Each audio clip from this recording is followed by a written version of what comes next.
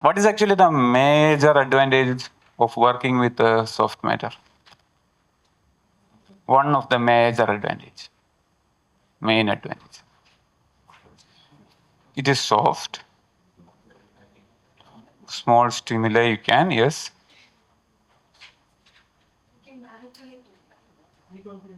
Reconfigurable. I will use that particular word that I was expecting for that particular word. It is reconfigurable, right? In optics, typically we use hard, like the glass, right? Lenses, prisms, mirror. They have a very limited functionality, right? You think about this lens system. To change the focal length and the zoom, they have to rotate it, right? When they rotate it, what happens? There is a tube lens, multiple lenses in the tube, and they effectively change the focal length, right?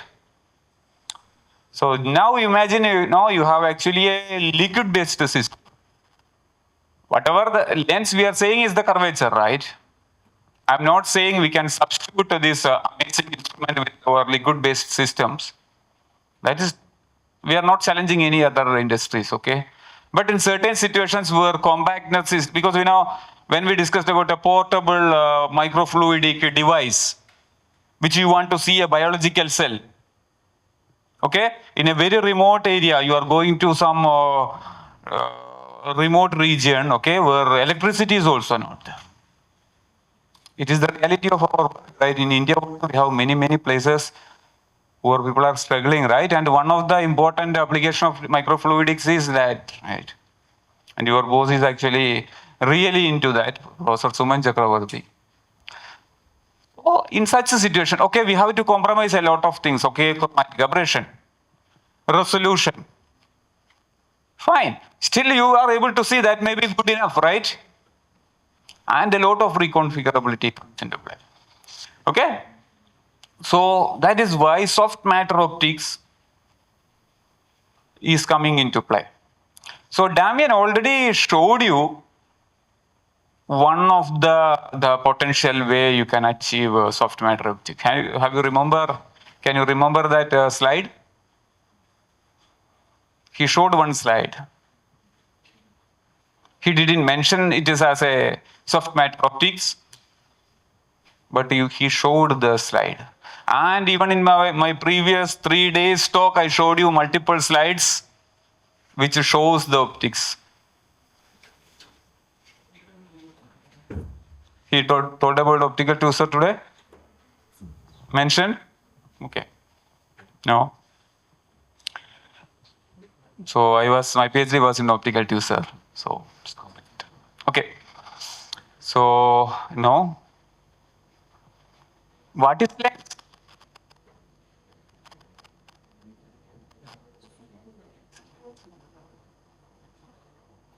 What is a lens?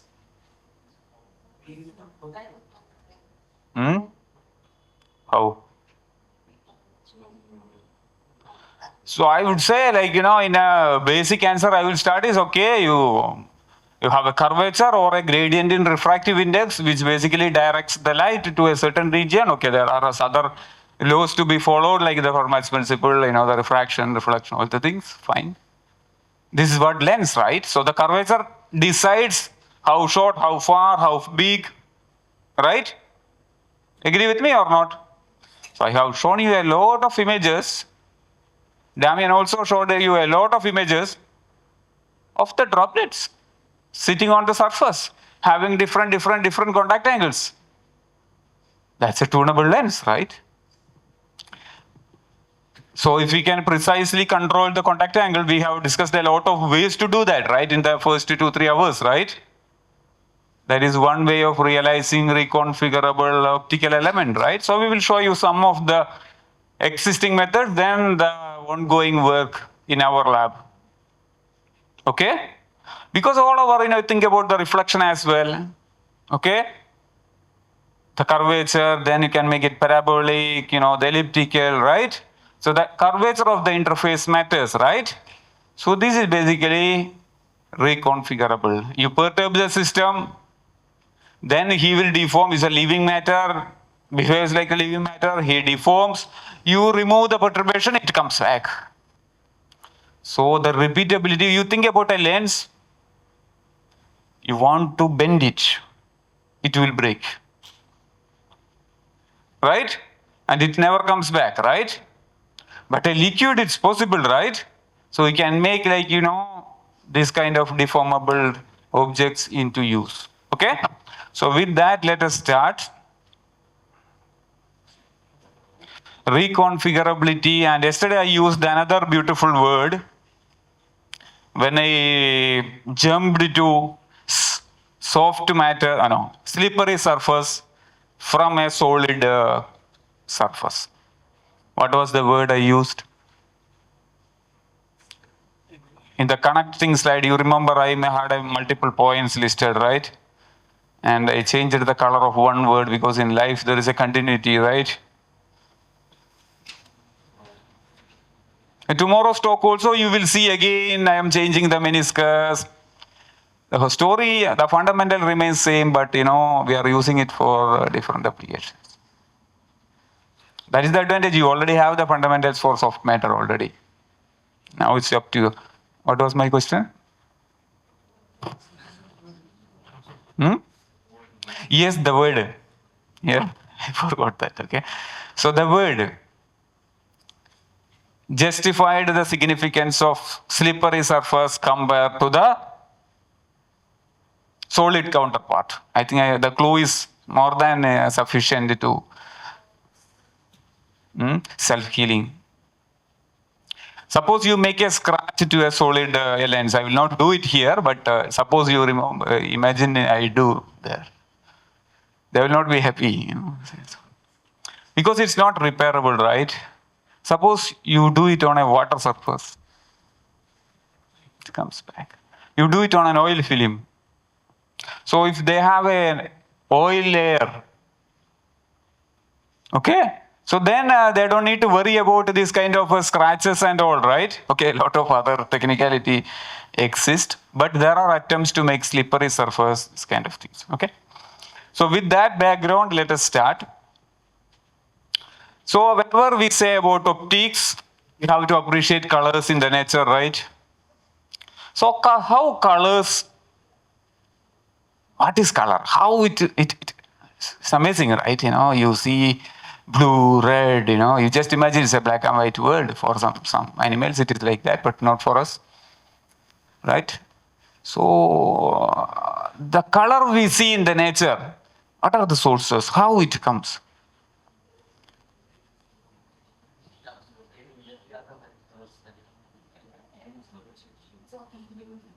Okay, certain preferential absorption can lead you because we are getting white light, right? It contains a band of wavelength, right? Spectral width is there for 400 nanometer, right? 350 nanometer. So selective absorption. Different dresses have different colors. That is the only mechanism. Pigment somehow works with this principle, right? Pigments absorbs, it's a dye basically, right? So structural based colors. Can you give me some example of structural colors? Peacock, butterfly, beetles,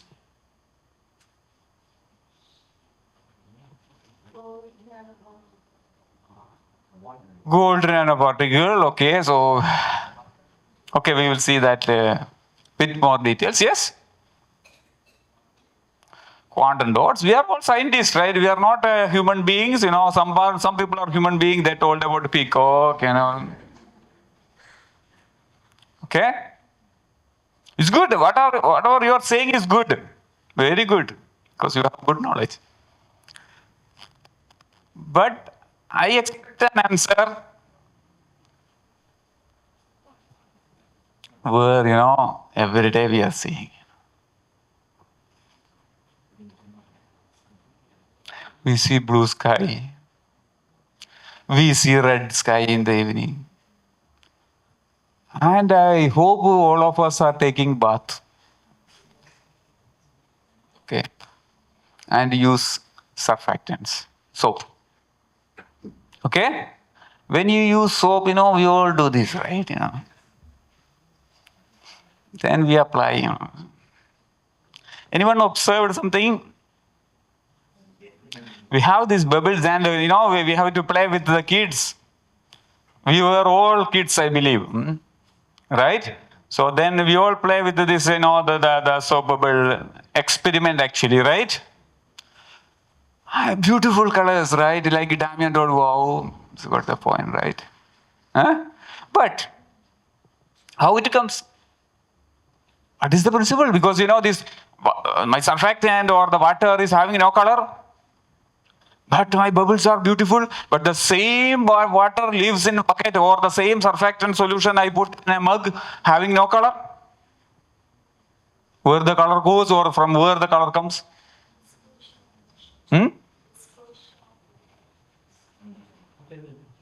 Interference, it's a thin film interference phenomena.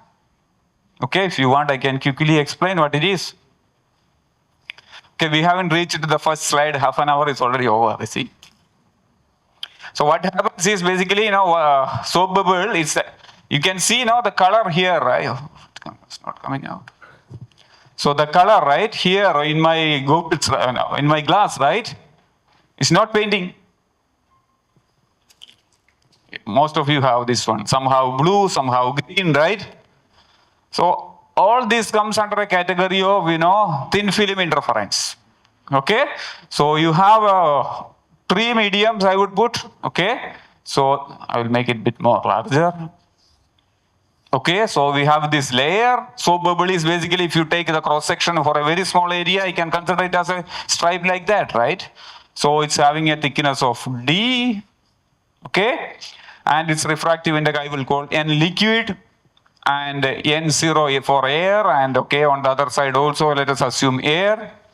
So then when light falls here, it actually refract, right? A portion get refracted and a portion get reflected, right? Then this is actually N0 NL interface. Similarly, NL N0 interface happens here. From this interface also you have actually partial reflection happens, right? Partial refraction, we are not so interested in this case at the moment, okay? And again from this interface, partial transmission, partial reflection. And these two beams can interfere, right? And they have an effective phase difference. I don't know how many of you have basics in optics, otherwise we can discuss it later. So understand, okay, the phase difference is important for interference, okay? So it travels an additional path compared to this guy, because they are traveling parallelly, close to parallelly in the other medium. So whatever happens after that, no need to bother. So the additional path that traveled in this one will have a phase difference. So that will decide whether it is constructive interference or destructive interference. So the condition is like 2 NLT cos theta is equal to m lambda, okay? Then you can satisfy for m equal to 1, 2, 3 equal to point. You can satisfy constructive interference for the reflected path. That is what basically, sometimes you see blue, a portion you see white, a portion you see, the bubbles are colorful, right? It's not like, have you seen a blue bubble, red bubble, green bubble? No, right? It's all changing, right? It's amazing, right? So the reason is this expression, you see, the refractive index is not changing, right? It's water with some surfactant. But this theta is keep on changing, right? Because, it's moving, we are also moving, light may be moving because it's reflection from different angles. And the bubbles, it is with a surfactant, it can stretch and release, it's not always spherical, right? It all contributes to this theta, also to this D, right? The thickness also varies, right? So all these will decide which wavelength will satisfy the constructive interference. That means that color momentarily we will see. And it will keep on changing because it's a dynamic state, right? And for our US is also slightly greenish, I think, okay? Because it is fixed for a wavelength close to 500, 480 nanometer to prevent the blue as well as a bit of green. So that's fixed.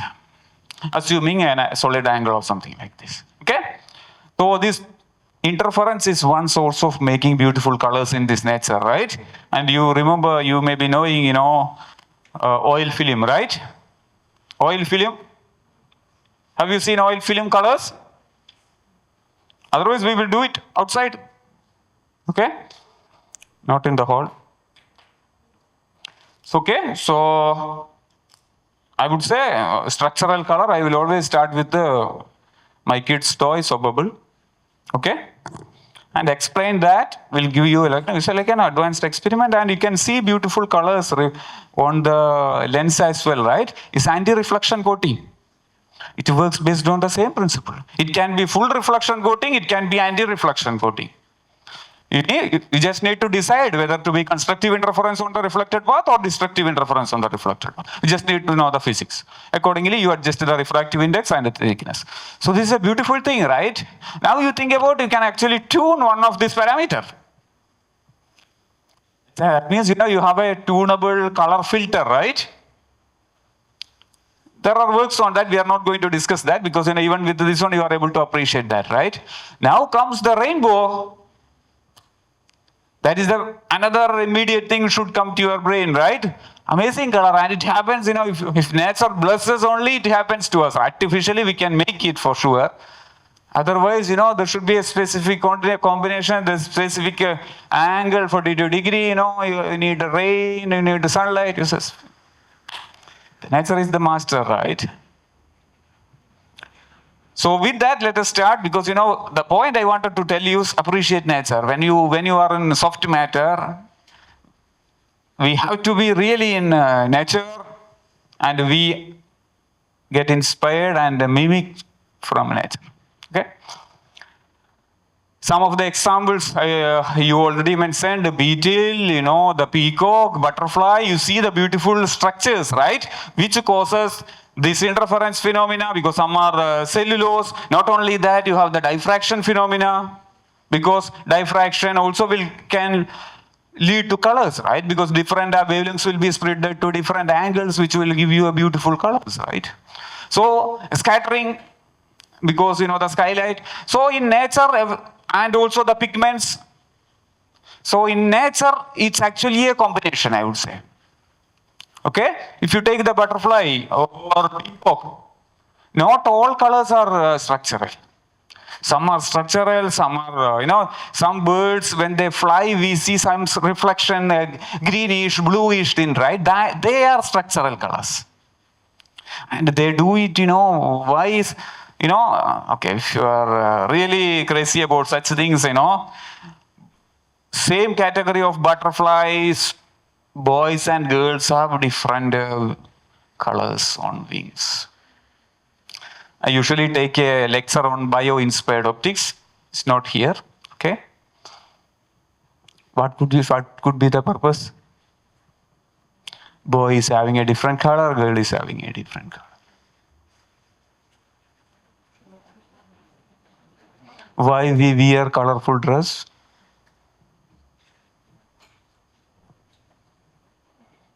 What is the basic logic? I asked in a school, I got the answer immediately. You all know the answer, I know.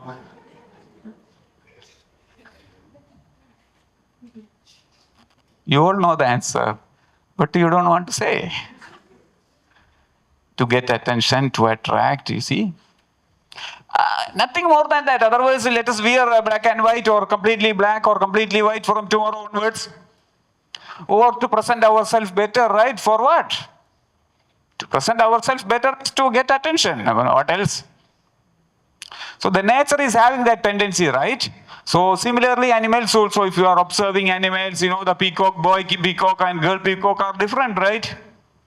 And the butterflies are also like, butterflies, there are another beautiful things like, butterfly, if you look at 40 degree, if you look at 60 degree, butterfly look different. So he does like stretching and releasing in front of, the counterpart, and, So we are not going to biological soft matter optics. So let us come back. But what I am saying is like, It's an amazing world we are in. This guy we know, right? So before going to our topics, I want to show you this one, How this guy gets colors? Okay, there are pigments, and I am not saying there are no pigments, otherwise it should appear white at some point, right? Or appear dark, whatever. There are pigments, but yesterday and day before yesterday, we were saying about the structures on the surface, right? And their interaction with the liquid to make it super hydrophilic, super hydrophobic. But equally, they are actually of the order of micrometer size, right? You see 200 nanometer, 300 nanometer, how nature does it is, nobody knows. It evolved like that, right? Amazing, right? And we are struggling hard to replicate in the lab. Manu prepared some structures for making our slippery surface, and it was not really slippery. So we are struggling hard, even though we have a very good 3D printer. But nature does it. And what they does is basically, have you heard about photonic crystals? It's like a periodic arrangement of refractive index. As simple as that. Okay? The theory is complicated. So then it will satisfy for certain wavelengths to, pass through or reflect. So we have like, solids, we have a band gap also exists. We need a 3D structure for that. In the previous slide, I have shown you, see, one-dimensional, two-dimensional, three-dimensional periodic arrays, right? So that will modulate the light pattern. So you might have seen one professor sitting here. He's an expert. Okay. Okay. So here, what he does is like he stretches and compresses so that the effective separation between these structures changes, which effectively modulates all the principal diffraction, interference, everything. Because when you stretch, thickness changes, the separation changes, so the diffraction changes. They have roughness, scattering changes, so effectively they get that beautiful colors. Okay? And they adapt to the situation, right? They want to either protect themselves. Here the motivation is to have protect, right? So it's not always attractive, right? To attract, like military people wear the dress of the plants, right? To protect, right? So we have the both options, right? Either to attract or either to protect. Okay, so fluid-based optics. Why we need to go for fluid-based optics? The points we already told you. The most important thing is Damian's first lecture, KBT. You remember? Very small stimuli is sufficient to have a significant variation in the interfacial property, right? For soft matter, right? Then that is actually comes to, and it comes back. If you are not doing it brutally, it will come back to the equilibrium state. So that reconfigurability can be achieved. The other one is the self-healing, I told you. Self-healing is a super critical important thing because it is always, because your surface is exposed to the environment, there is always chance that, the surface get contaminated. Scratching, the dust adsorption, it got a lot of points. So self-healing, self-cleaning, all these things are very, very important. So soft matter is the best for that. So you can see a solid mirror where it is not giving any reconfigurability. You cannot make it as a convex mirror, right? Suppose you want a convex mirror. You cannot do that because convex mirror, can you tell me the one important application of a convex mirror? If I ask you concave mirror to girls, I hope they will answer. Convex mirror, one important application, rear view mirror. Why we use convex mirror there? It's to increase the viewing area, right? And concave mirror, if you use, you will reduce the viewing area, but it will be enlarged, right? So for the mirror, the other mirror, we basically concave, right? Normal people like us, we use normal mirror. Okay? So you can see reconfigurability is an important parameter. And this slide I will quickly go through. You may be remembering what Damian had a lecture, a slide on electrowetting, right? I have seen that slide. That means apply electric field, the contact angle changes, right? The contact angle changes means it effectively changes the focal length of the lens, right? So that is one way of making reconfigurable lenses. You can see there are many other different approaches. We will not go into the details of everything because the physics remains the same. You can apply a pressure because you can put a droplet and you can apply pressure in certain forms. Then the curvature will change and effectively you can use it as, and you need to have a certain optical path to do that, optical axis. Okay, these are all different variants. You can have oil layer interface. You can see the curvature changes, right? By controlling the pressure. Okay, so then all these things can be done. Hysteresis, all these things, okay? Applying electric field, you can see it's electrowetting, but he has shown you a beautiful slide on that. So these are all the starting point. But it's all bulky. These are bulky and people are looking how we can go for a bit more. And this is a very interesting paper. Like what they did is like, now you are very good in putting particles at the interface, right? What is your designing criteria? If the particles needs to stay there, the effective energy of the system should reduce, right? So you know how to satisfy that through some means, then the particle will be stably adsorbed like your surfactant, right? Not huge particles, small particles. You can see this is a very nice paper. You have a liquid-liquid interface and you have golden nanoparticles at the interface. Okay, and by applying or removing interface, you can either have a metallic layer of particles, is a perfectly reflecting, not completely all the wavelengths, and if the field is applied, basically it will disperse away from the interface. That means it's a tunable switch, right? It's a switch, right? You think about like you have an electric circuit here and your triggering beam is a laser beam. Okay, then when this field is applied, you will be getting signal here. And if the field is removed, you will not get the signal here, you will be getting signal here. So you have actually, it's a switch, right?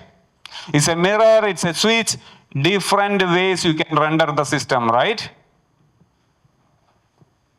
So in continuation that, we have many different geometries to achieve that. We are not going to the each and everything. We select one here because Damien was also saying about the Marangoni. I am also a fan of Marangoni. Photothermal effects. Okay, so let us look at this figure. Okay, so this is a liquid-liquid interface, right? Liquid-liquid interface. And what they have is like a light absorbing liquid.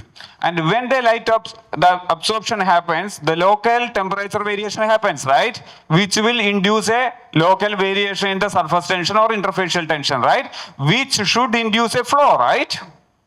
You remember Damien have shown you, wow, wow, all these sounds, right?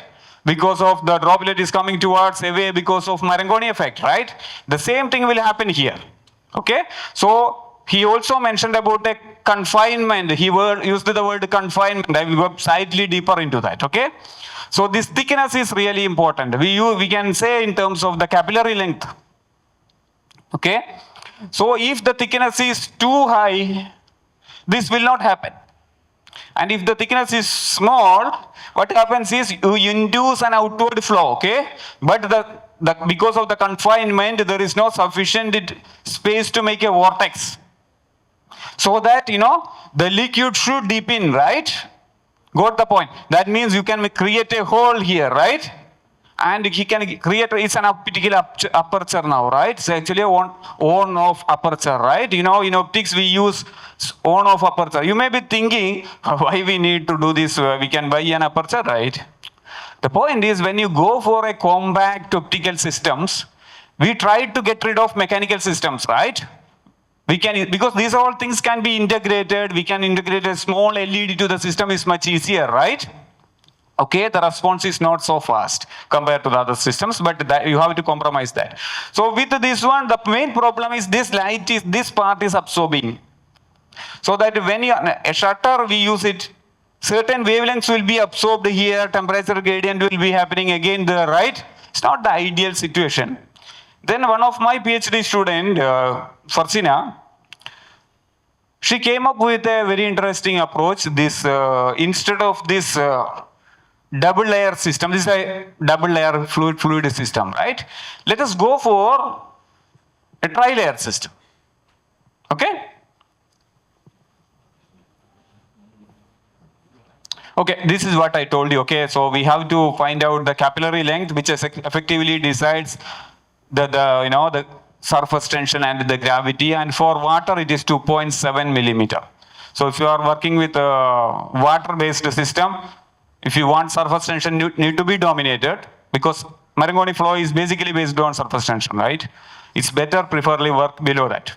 Okay, and as you decrease the surface tension of the system, that number also will decrease. So you have to work accordingly to fix this temperature gradient. Okay, so then our question was, what she asked was, okay, it is not so nice to have because it's if you think about that, it's a bulk absorption, right?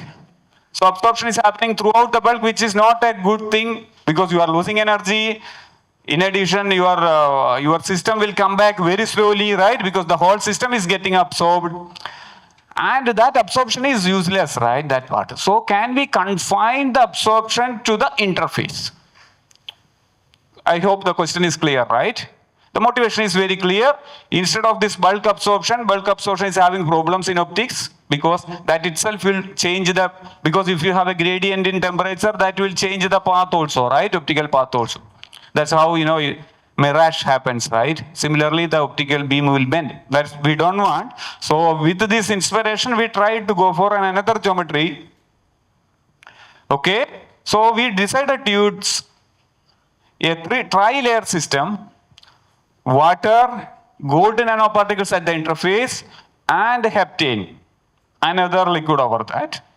And we thought, instead of the bulk absorption of the material, the liquid, let us utilize the plasmonic absorption of the gold nanoparticle. Everyone is familiar with the plasmonic absorption of gold nanoparticles, because this is gold, right? But it appears golden color. But the gold nanoparticle appears pink, reddish, right? Why? Same chemical composition, same light. That's why I agreed with the structural color you told, right? The thing is like this, metals are, you have a free electron cloud. I'm in a very simple language I'm saying, okay? Free electron cloud, right? And they have an oscillatory behavior, right?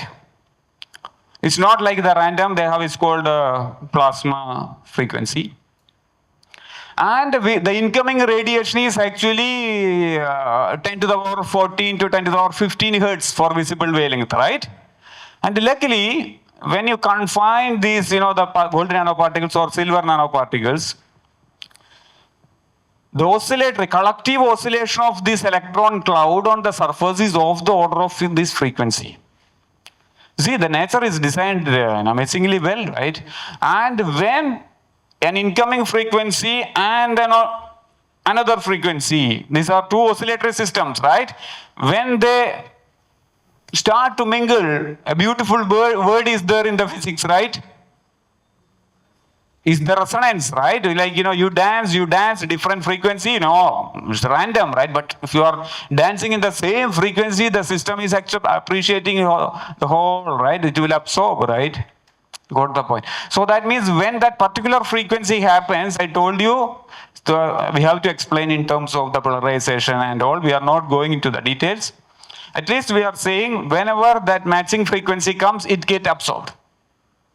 And for gold nanoparticles, the spectrum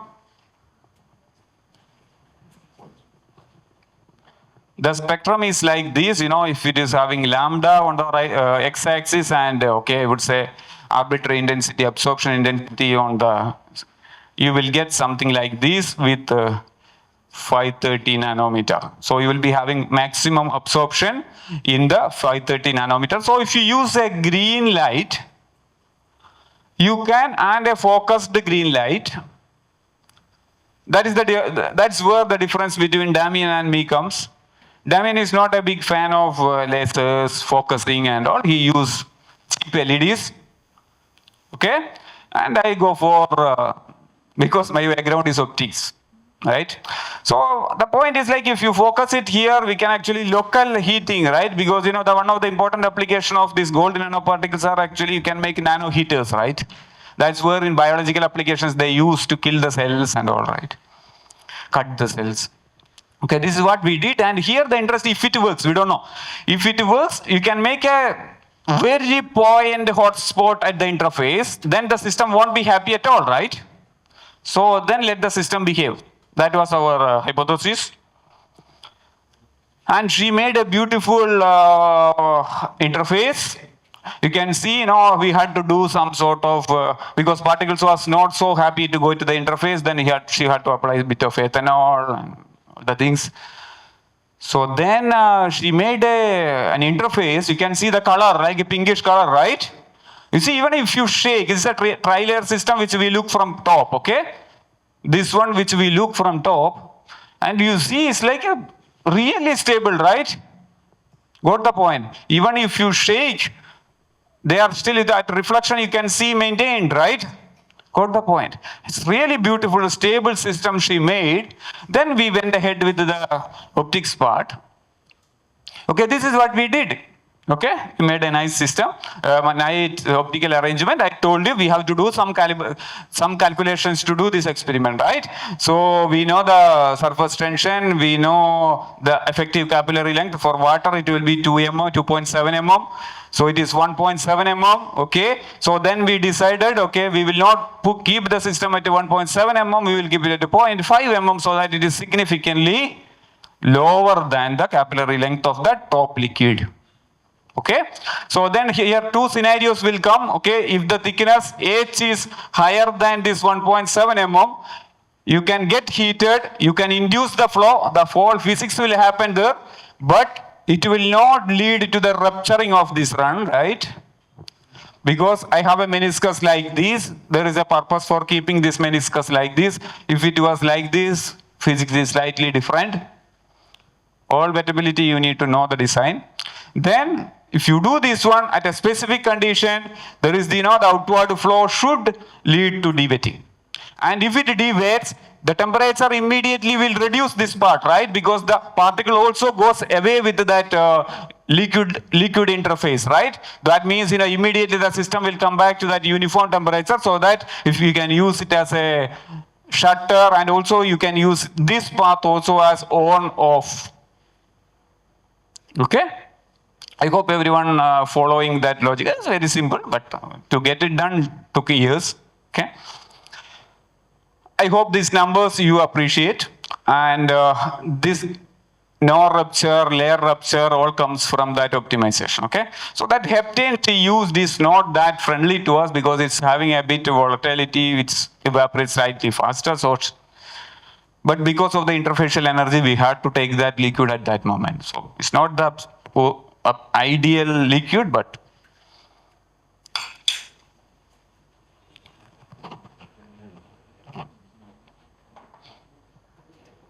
okay. So then we made different optimization. Okay, different camera, IR camera, top view, side view. We were amazed to see what happens. Setup, and it worked finally. So I will show you a video first, then come back. There was a video. Yes. You see, I should explain how it looks like, right? This is my side view camera. Okay? Liquid, air. And golden nanoparticles here, which we cannot see. Okay?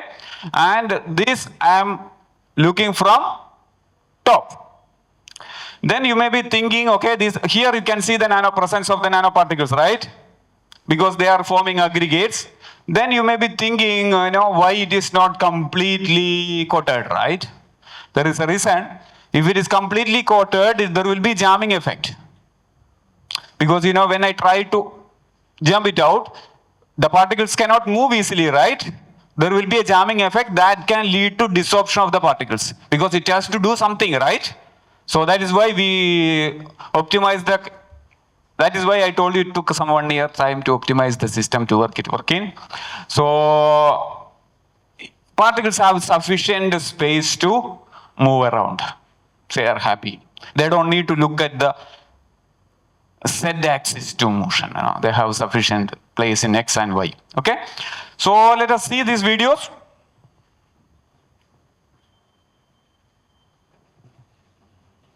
So the top view.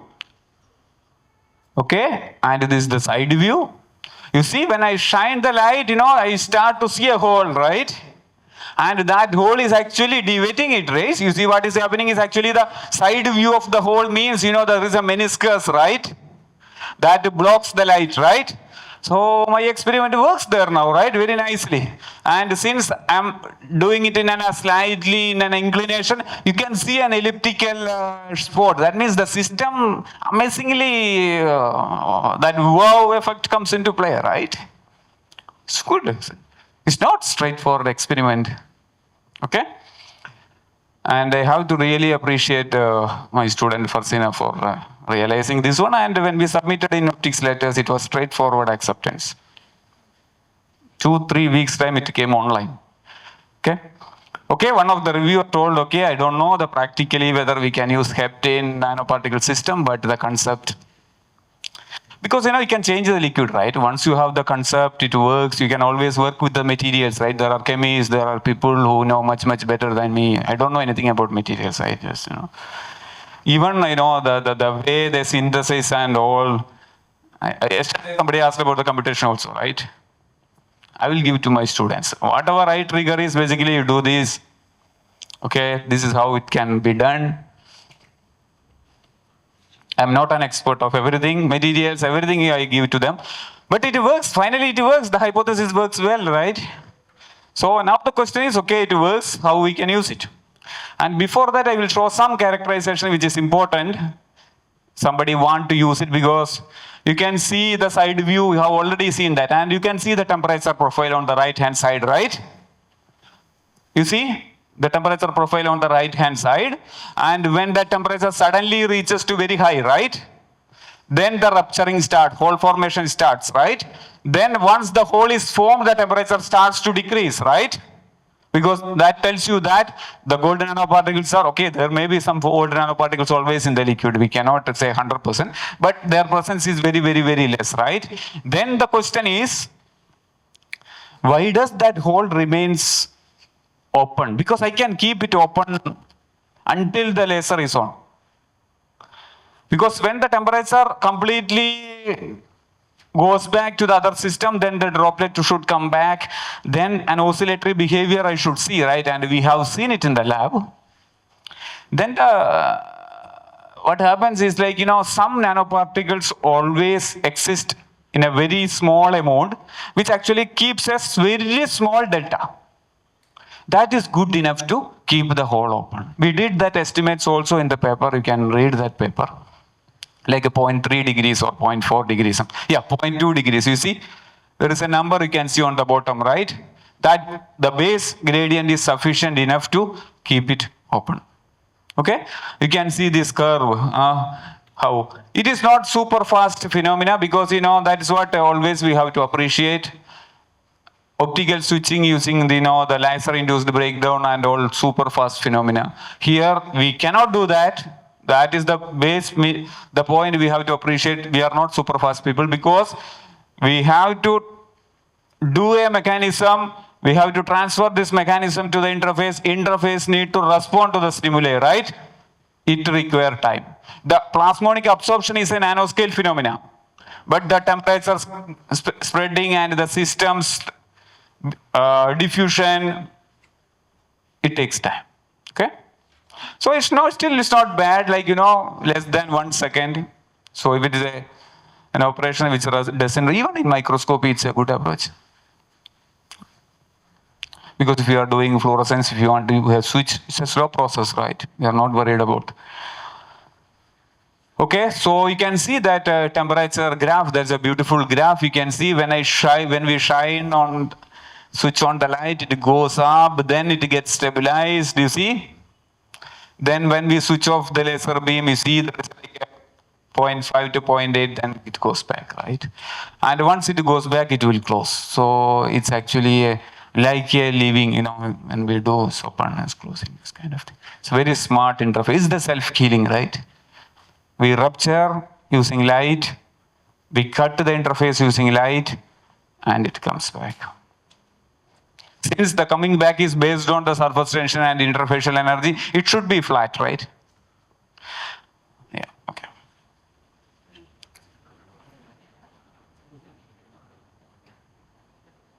Yeah, this is the setup we developed to make it as we used it as for optical switch. It's not the best possible application. We have some other things also in our mind, but this system we can render as an optical switch. What we did is you can see the three layers, and we can actually use a light beam which actually can goes through this one, and if you shine that trigger beam, it can momentarily open and close so that you can use it as an optical switch, right? Complete transmission, complete blocking, right? So this setup, and you can see it works nicely. Normally its intensity from 1 to 0 it happens. I told you it is not a super fast phenomena, but still 100 millisecond, 120 millisecond your switch response. It's not bad. Got the point.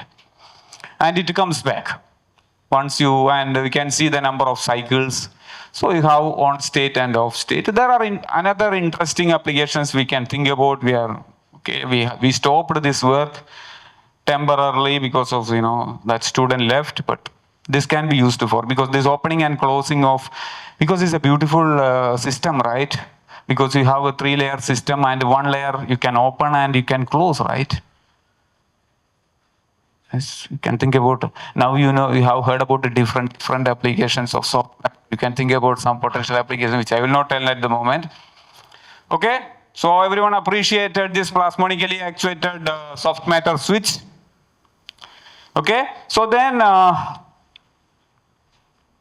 one work we did in when I was in Germany during my postdoc time before joining the Damien.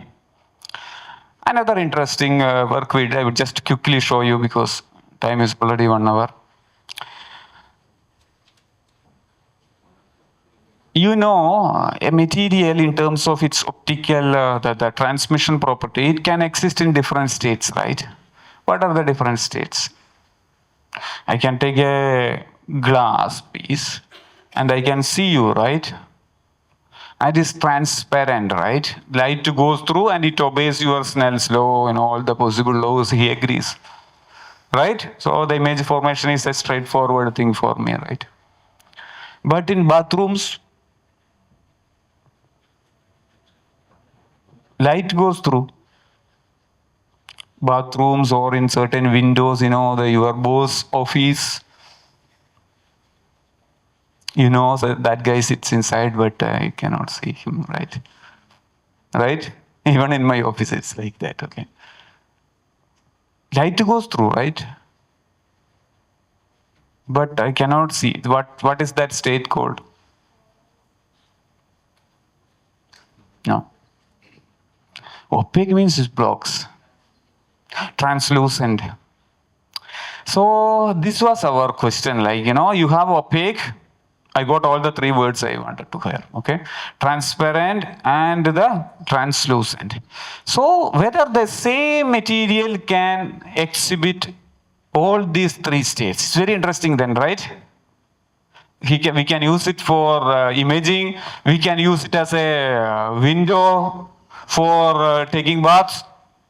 And we can use it as to nearly block also, right? This is a question, right? But how we can do it?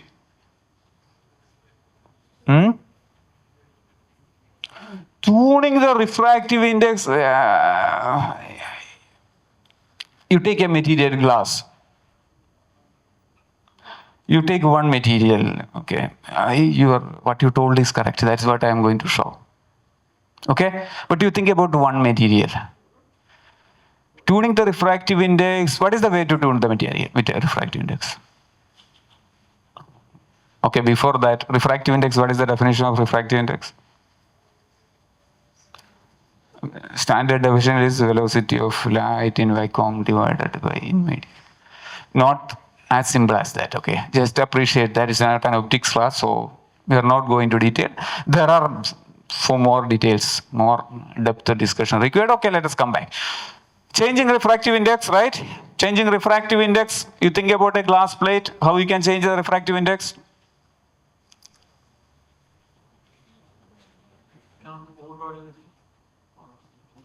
Because quote means, what is actually the title of our course?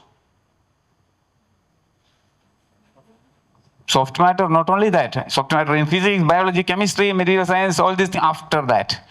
Damien put something. It's not my contribution. Damien put something, right? Reconfigurability, programmability, actuation, right? That means you need to be able to actuate it, you need to be able to program it, you need to be able to reconfigure it. The previous one does all these three things, right? And the experiment is examples Damien told about that droplets and all. This is the ultimate aim, right? You can actually do the system working, right? On your way, right? Okay, whether you can use absorbance in very dangerous molecule for real application, okay? People are using it with caution, okay? So here the question is, single, if you take a glass plate, the only way you can change the refractive index is heat it. And you can't do much, okay? Very small change, that also will spread, locally you cannot do. Okay, that's not the way. So what we thought is like, you know this example already. Luckily we are living in a part of country, high humidity, raining. In the daytime it is, sunlight is there. In the morning it's a bit cold, and we drive in the car. And if we are not so careful about putting the AC, you see our window gets, then what we do immediately, we first try, okay, the wiper, right? Sometimes it works. If the condensation is on the other side, it works. But if the condensation is in the inside, we have to change the AC into a heating mode, right? That means, the droplets, tiny droplets sitting on the glass plate, it effectively modulate the refractive index, right? That means it's like acting as a small lenses or refracting or reflecting elements, right? It translates your completely transparent surface to a translucent. You appear whitish, right? That means light comes to you. It's not black, right? That means nature knows how it works. This is what we try to do it in a controlled way, in a confined. Like this kind of materials are called smart glasses. Like he will be able to sense the temperature. Accordingly, he will change from transparent to translucent. He will adjust there are photochromic, electrochromic materials to do that, but the point is you need an electric field. You have to decide if a light itself can decide that, sense the temperature. That means, okay, my intensity, the light intensity is sufficiently high now. This is my time to switch to translucent. If the material decides like that, that was our question. Okay, so we selected a nanoporous. Okay, what are the different approaches you can do? Liquid crystal, electrochromic, photochromic, all these things you can do. And mechanical infiltration into porous media. Because, from the first class itself, we are actually interested in making porous structured surface, right? So that is one way. Like, if you take I don't know whether we have a porous substrate is there. If you take this porous structured surface, if you look, you will not be able to see through, right? It will be scattering. It will be like, translucent, right? But you put an oil. Oil means having a more or less close to refractive index of that base medium, PDMS or some other polymer. Then it starts to become transparent. You are not able to see the structures anymore, right? That's what we tried, not by mechanical infiltration. At that time, when we started this work, at that time, or the time we started this work, we noticed an amazing paper published in Nature Materials. They do with mechanical infiltration, and our aim is nothing mechanical. Let us try anything with the light itself. Okay? So the logic is, can the light block its path in such materials? Its own. In the previous case, you know, another light is required to block the other beam, right? Here the question is, can the same light can do? Or it has to decide whether to go through or go back. So the principle is, I will go quickly. The principle what we did it like this. Okay, we have actually a nanoporous structure. It was not this well loaded. It's like, you know, just to convince you. Okay, so you can see this, you know, there are pores in the empty pores. Okay, and then you can render this system in different cases, right? You can keep it dry, means pores will be having air inside, right? So you have a complete distribution of refractive index, right? Then you can have it in a completely filled state. It means, you know, the refractive index is nearly constant throughout the material, right? And you can have an intermediate state where this, you know, the droplet condensed inside the pore can be of the order of 1/10th or 1/20th of the wavelength we are using. That means Rayleigh scattering is very strong, right? So the question is, can we precisely reach these three states? This was the question. If we can do that, the same material can act as a transparent, translucent, and nearly opaque. Because if complete scattering, you will not see much, because everything goes in the forward direction, backward direction, right? Okay, so how we can do it? Because we have a nanoporous structure, right? So there is actually a beautiful physics. We are all familiar with experiments. I will not kill it. Experimental setup was, I don't know whether setup is here or not. No? Why? Okay.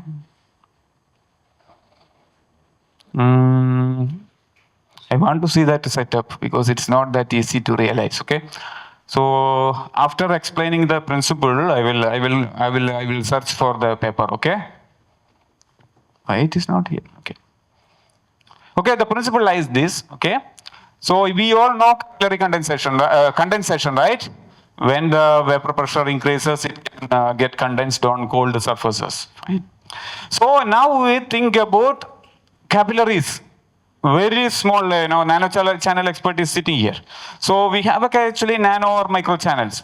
So what happens is, when a gas passes through, there will be always a monolayer adsorption happening, right? That we can chemically modify the surface to accelerate it, okay? And then when the next set of gas is coming, there is already one monolayer present, right? You think about the pore diameter is maybe 10 times that of the molecular diameter, like a 10 nanometer. Then what happens is, when the third set of molecules comes, it is already filled, right? That means a sudden collapse will happen, right? Just by changing the pressure, you will be having a sudden collapse. But that will not happen in the atmosphere, right? It has to work a lot, right? Then, when I want to take it out, the system is having hysteresis, right? Once adsorption happens, you need to give much extra energy to take it out, right? So increase the temperature, then suddenly, slowly it will back. This is the principle we used, okay? We need to have a capillary condensation, then evaporation, capillary evaporation, okay? The setup, unfortunately, is not here. So I will take it from internet. You see, this is our the concept, you can see, like, 3 states we want, right? So these 3 states, we render the system to work in a open, closed to open state using light itself. And the setup was a bit complicated, okay? But we can do it in a very easy way. but we need to study how the system works. So it appears a bit too complicated, but the principle remains same, simple, okay? What we do is like, we have a N-butane, N-butane, right? At the room temperature, it is in a gaseous form, right? It's not that friendly, so we have to be careful about this setup. So what we did is, okay, we have the butane chamber, and we have one reservoir with a wall, so we can decide a small amount of, we have all multiple valves, safety valves. Then we decide, okay, we close this valve and a small amount of butane will be passed through this region, and we keep this temperature above the room temperature such a way that we ensure this is in gaseous form. Then what we do is like, we have a very small area, small volume. So we open this valve and close. It's very important. Then what happens? That the relatively lower pressured region is transferred to this area, right? Otherwise, the problem is if you imply open it, the whole system will be blasted, right? That we don't want, because the glass is also having a threshold. Our setup is also having a threshold pressure it can withstand. We don't want any explosion. Okay, so we reduce the pressure. Okay, then after that, we have all safety valves everywhere. Then we keep this closed and open this one and allow the system to reach up to this state. And there is a pressure flow meter, and the exit is there. Got the point? I can measure. So step by step, I know how the butane pressure increases. Okay, and then vertical to that, I have my laser which can heat as well as measure the power. Okay, there is a porous glass inserted, and we always ensure the glass temperature to be slightly above room temperature. All these design criteria. Okay. It took a lot of time to build. This is a safety. We are working in Germany, so we have to be really very nice students. One of the students from BTech student from IIT Kharagpur, Sumit Joshi. So was also a part of this setup. So I will go back. I hope the setup is clear, right?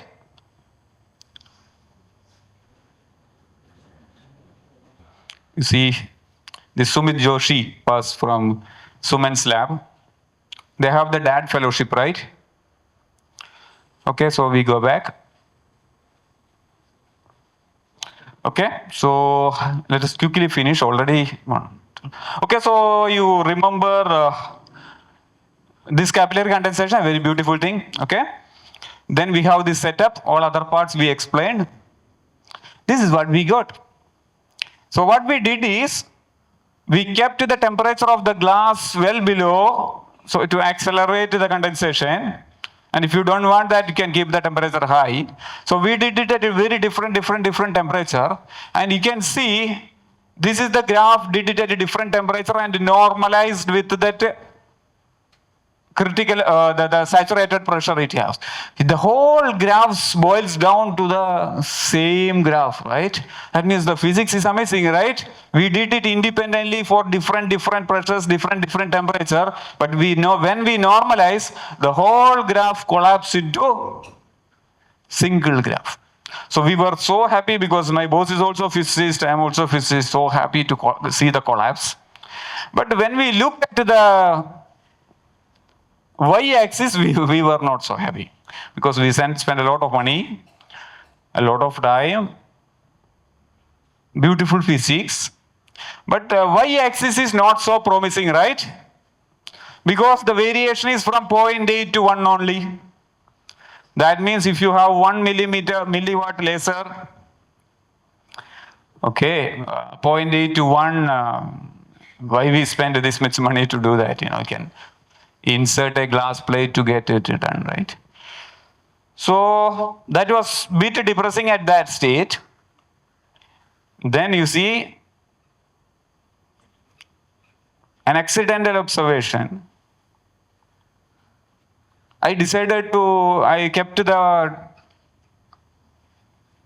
the detector on, and for some reason increased the temperature.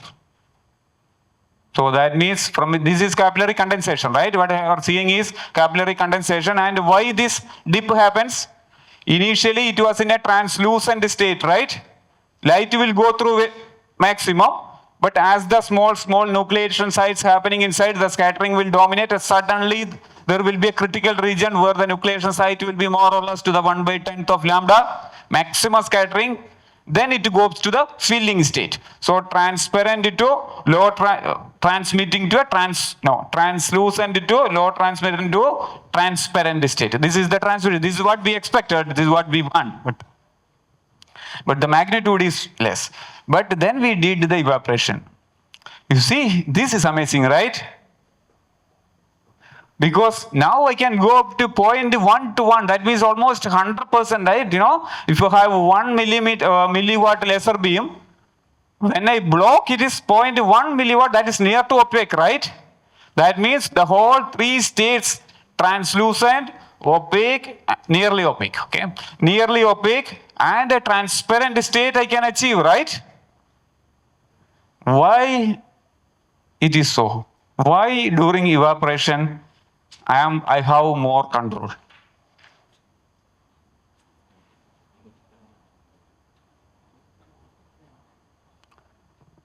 That's the beauty of, many times we discussed whether the hysteresis is good or bad, right?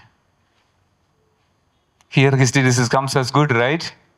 Because, once the molecule adsorb, the system is not happy to release it, right? We have to provide extra energy, right? That means, you need to provide more energy means you have more freedom, right?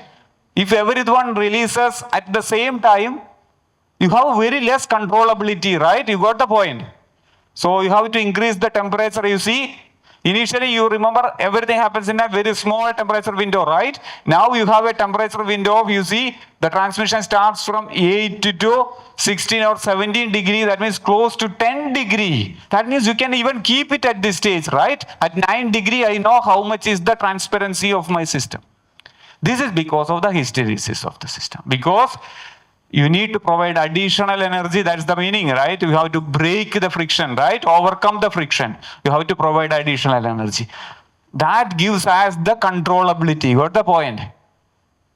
Because when you have an actuation, controllability is super important, right? If something happens so fast that, that was the problem with our super hydrophobic surface. We are able to connect everything now, right? Super hydrophobic, we have no controllability. It does the job very well. But if you want to have a control, he will not do. That is why I am doing for slippery surface, right? So slippery surface, what was my idea? Less contact angle, okay, slightly better hysteresis and more contact area. I can work better. Similar concept here also. At that time, I was not at all a soft matter person, 2014. But now I can connect.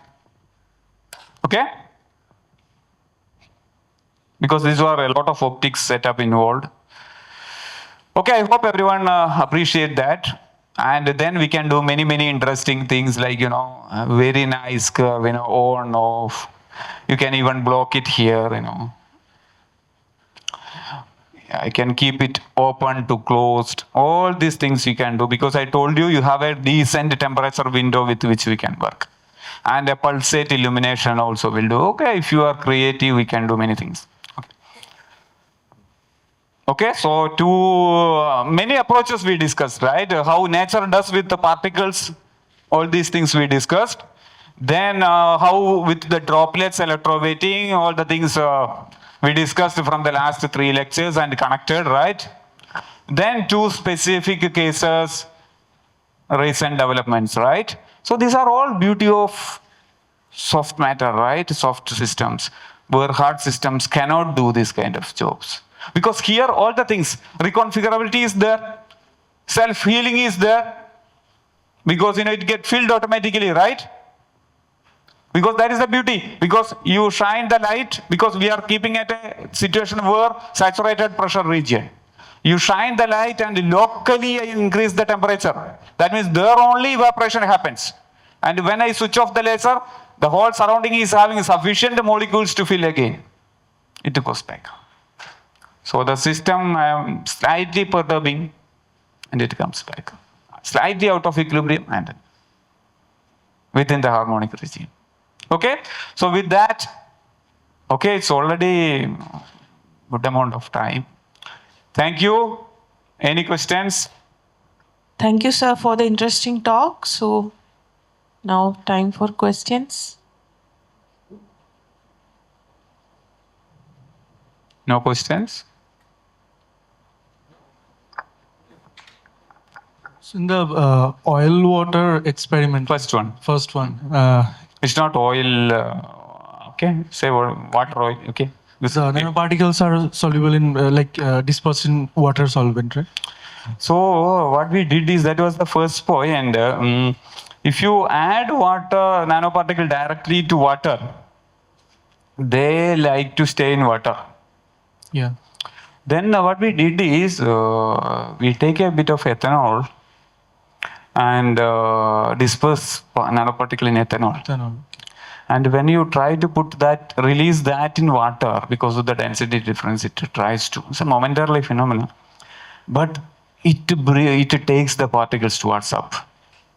And my student was saying some chemical interaction also changes. Fine. It gets adsorbed. That's good enough for me. Yeah, I mean, so if the nanoparticles are coated with, that's what I was asking, if they're coated with some surfactant or something. This is not with the surfactant, but citrate stabilized. I don't know, surfactant is involved. There is no preferential hydrophobicity on one side, which we didn't want, because that's a kind of anisotropy, right? Right. Which also can cause some sort of interfacial flows, depending on how they adsorb at the interface. Yes. That we don't want at the moment. And does the density of the oil phase is important other than the capillary estimation? Yeah, density definitely important. We tried with the different oils, and even the response time and all are also different. In the thesis, some 2-3 combinations, cyclohexane, many things we tried. And even, I can tell you, even to measure, you noted that temperature, right? We measured the temperature from the top, right? It was not straightforward, because, IR camera looks for the surface temperature. Emission, right? Surface emission. But we are trying to measure in the liquid, which is typically not possible. So that is one of the other reason we were reaching to heptane, because heptane was somehow transparent to the wavelengths where my camera detects. It's not exactly the temperature measured was exactly not the absolute values, I cannot claim. But the delta I tell, like 0.1 degree Celsius, 0.5 degrees Celsius, that is correct. Absolute value may be changing because the layer can slightly absorb or reflection, interface is there. But the delta happens absolute. That is what important for a system for designing, right? Because absolute temperature is important, but that you can somehow optimize initially. Then the remaining is actually, I told you about the delta T for evaporation, right? In the second work. So that delta T matters. That is correct. So we have to, that is why that liquid is having, even though it is having a bit of high evaporation rate and all, the selection of that liquid in terms of interfacial energy as well as in terms of these practical constraints, it is important to prove that works.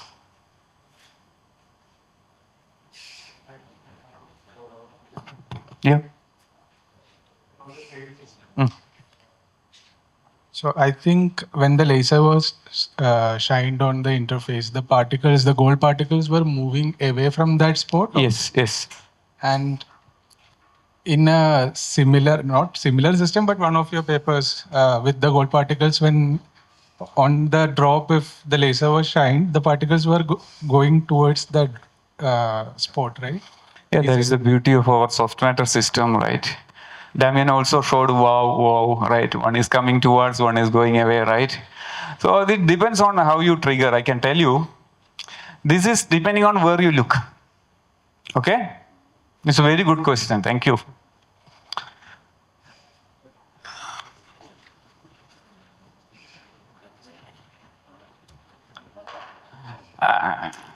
I understand you are saying about either my Langmuir or Nanoletter or this kind of papers, right? It's fine. So in the previous work, basically we have such a system, okay? But I don't need to worry about a flat or curved system, okay? I can integrate small, this kind of things system to get a curved surface, fine. So assume is here is air, here is water, here is heptane, here is water, is more or less the same. More or less the same seems it's fluid interface, right? That's what I want to say. Then I am triggering here, right? Equivalent to I am triggering here, right? Because this anyway is not coming to my place, this interface, okay? So my interface is here with the gold nanoparticles.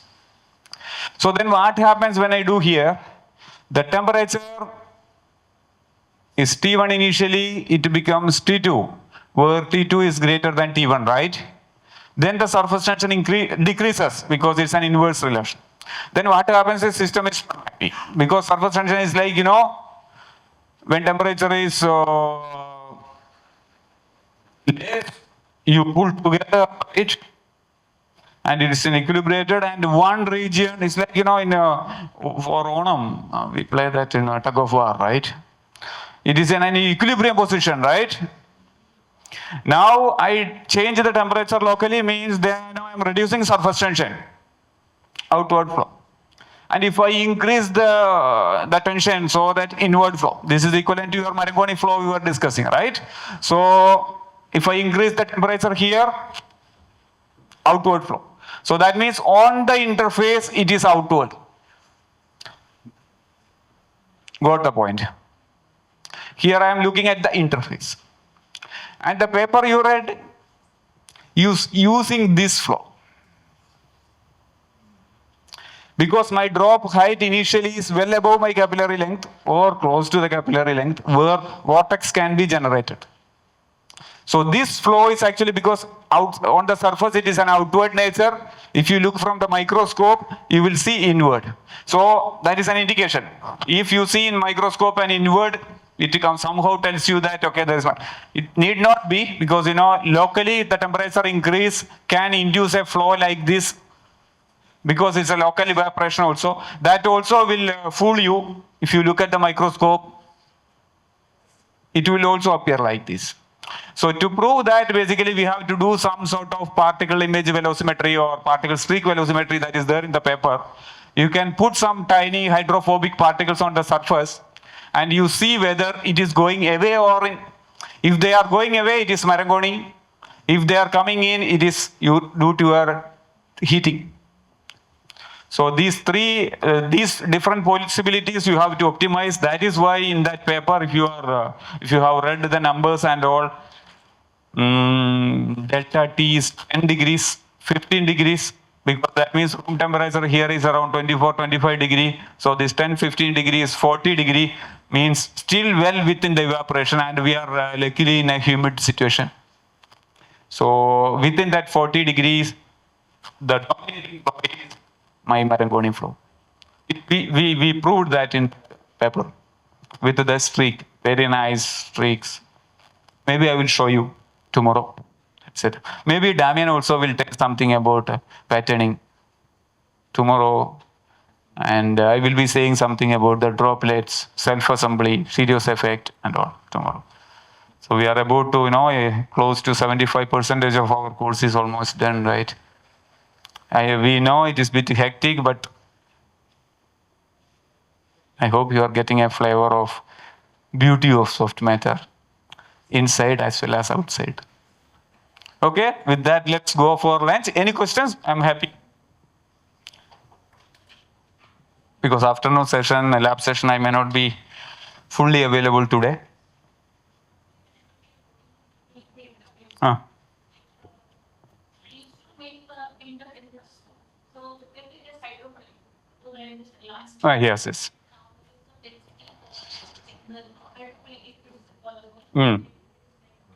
Yes. Yes.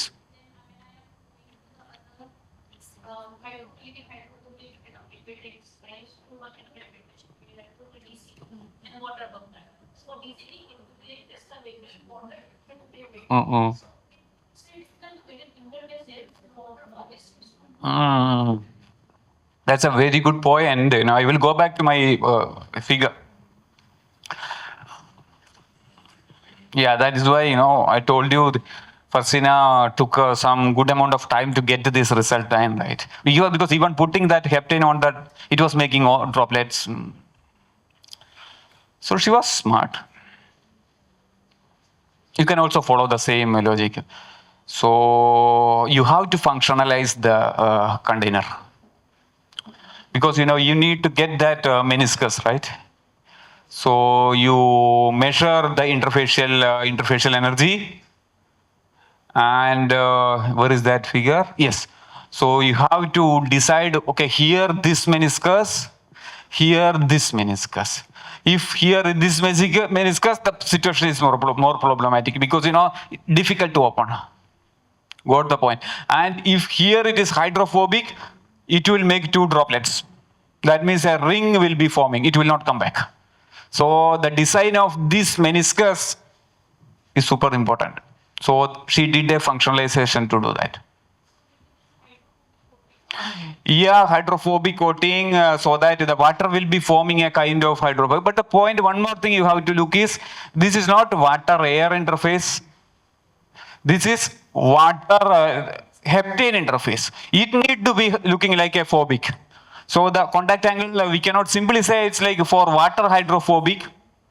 So we had to work. It was well above that, like in a 120 degree, 130 degree, we have to go for it. Then the heptane surface tension is less. Then he will feel it as a bit of wetty. It is bit of exaggerated version. It may be close to flat. This also may be close to flat. And you can see that video, right? If that problem exists, this was the importance of this video. If that problem was exist, like the problem you are facing at the moment, when you shake, you will form a heptane droplet. You will not be able to get this stable three-layer system. So it took a lot of time. This video was specifically addressing that, like, it is not any very easy job to do. That is why, we are not varying too much liquids. Because, we did it with 3 liquids. In the patent, we mentioned about cyclohexane and some other liquids having similar surface energy. Okay? All these things comes in the designing aspect.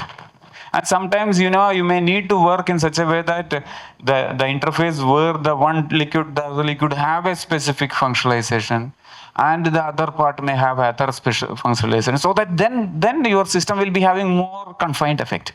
Because, you can have a hysteresis also increase, so that the interface will be pinned there. You can empower the system to work better.